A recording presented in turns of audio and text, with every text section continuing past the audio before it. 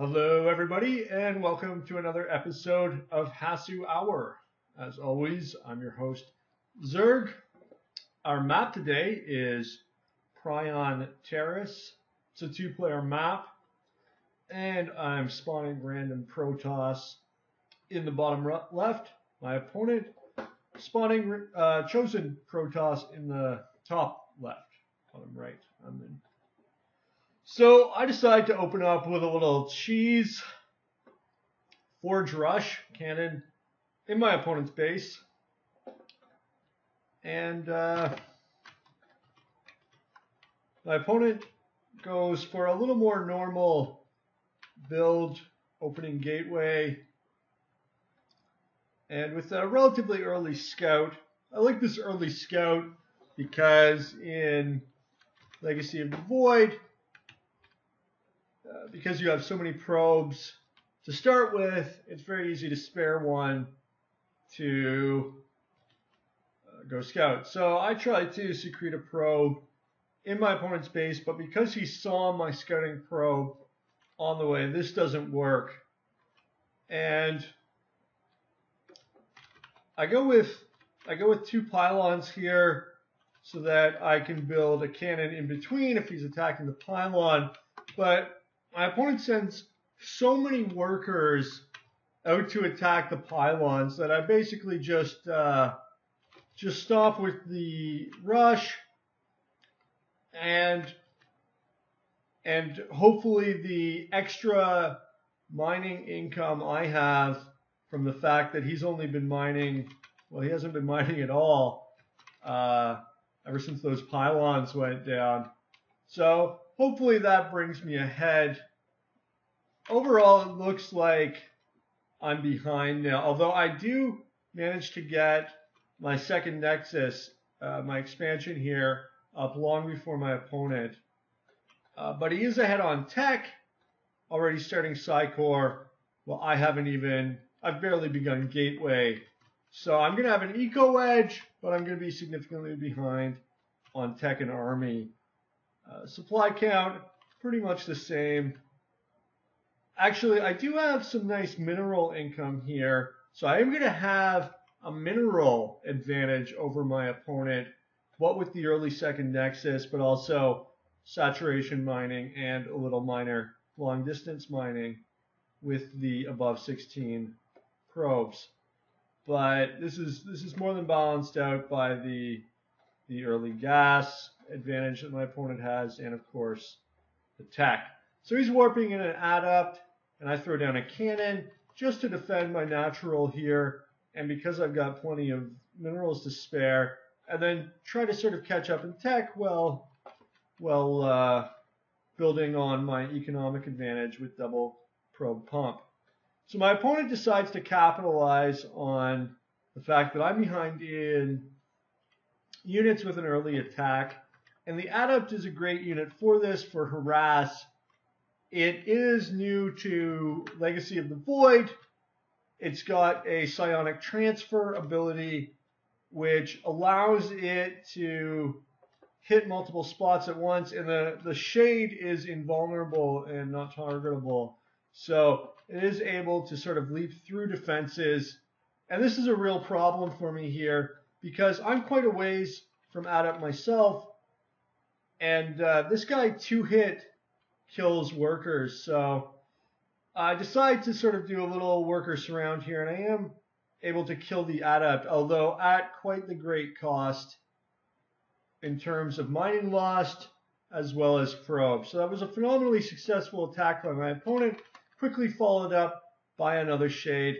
But now I do have my own adept, and he decides to call it quits with the harass. Nice eco advantage, though, for me with the second Nexus, making up for the damage from that assault, getting close to saturation mining on both bases, and now saturation double gas, so a really strong eco advantage. And this is smart by my opponent. He decides to simply double down on his military press.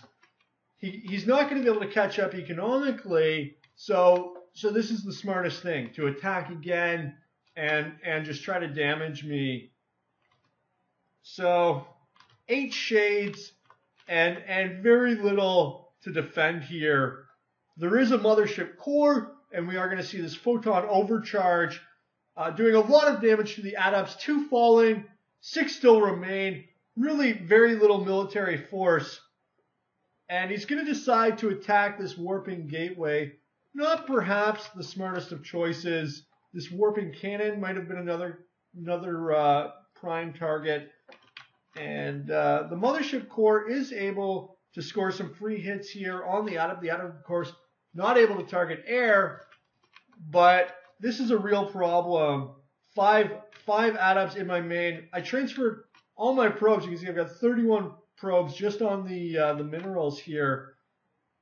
But of course, the shades able to cover a lot of territory, taking some damage now from the mothership core and the photon overcharge, but joined by some reinforcements.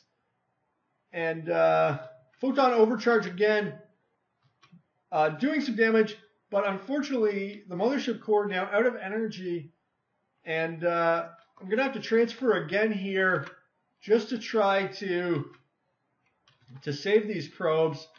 And the adepts just really a huge pain, bringing me down to 1 base. Once my opponent gets this Nexus online, he is going to have higher mining. Now Immortal and adepts joining the mothership core in the fight. 1 more adept falling, only 3 left. Another 4 now joining them and warping in. They are going to target the Immortal, which is able to run to the safety of the cannon.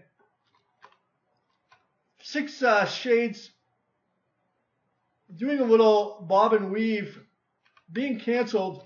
That is one nice thing. You can threaten to move and then just cancel the shade and stay.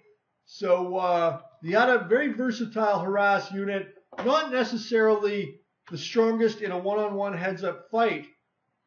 Five adepts easily taking out the 2 that are defending it, but 1 more falling, chased by an adept Immortal. Mothership core tripartite alliance here. 1 more falling, and I go after the adepts instead of the shades at this point, just trying to end this harass which has been plaguing me for so long now. These adepts easily handling that probe army. You really don't want to engage there if you can avoid it. The adepts, and what is this? 8 stalkers just running past that cannon, taking out the mothership core. Focus fire on the Immortal, and the probe army is going to join these 3 adepts. Two stalkers have fallen. 1 more soon to go, but massive probe losses, and really a lot of damage here by this new stalker army. Focus fire on the adept. 1 more stalker falling. 4 more joining the advanced party, taking a little damage from the sunken, or from the cannon, but wiping out the rest of the Immortals, or the adepts there, doing a little more damage to the probes, and down to 4 stalkers here. But this eco at my natural has been completely wiped out. I do have a massive amount of probes in my main, so I'm going to be able to saturation mine that once this force is evicted, if in fact they ever are. My opponent here, Pollinex, has just had troops in my base for so long, but finally his forces are going to be routed and evicted from my base. And he hasn't quite managed to get his natural eco going here. Needs to transfer these surplus probes onto his natural. And despite all the damage, I am able to resaturate both bases pretty quickly, even with an extra 9 surplus. So I have been hitting E fairly religiously throughout the whole game here. Now, teching up to Robotics Bay, throwing down a couple more adepts and Immortals, trying to mass up an army here. I do have a nice supply advantage on account of my prolonged eco edge, but I am going to see saturation mining here by my opponent. So the economy has been equalized, or at least it will be once these assimilators are mined from. And forge for my opponent. I do have +1 shields. And a warp prism now, looking like my opponent is going to try a adept drop. The adept, great harass unit, well suited to drops. He is going to be able to use the shade to threaten both of my bases. But I am massing a nice little immortal stalker army here with disruptors on the way from 2 robotics facilities. In comes the drop, nice and slow, looking to hit this undefended main here. All my units, unfortunately, guarding my choke and the long distance gold miners. Long distance mining is actually a much bigger thing in Legacy of the Void than it was in any previous versions of StarCraft. Usually you would long distance mine when you were just absolutely desperate. The adepts scoring some nice kills, doing some damage here, forcing my workers onto this assimilator.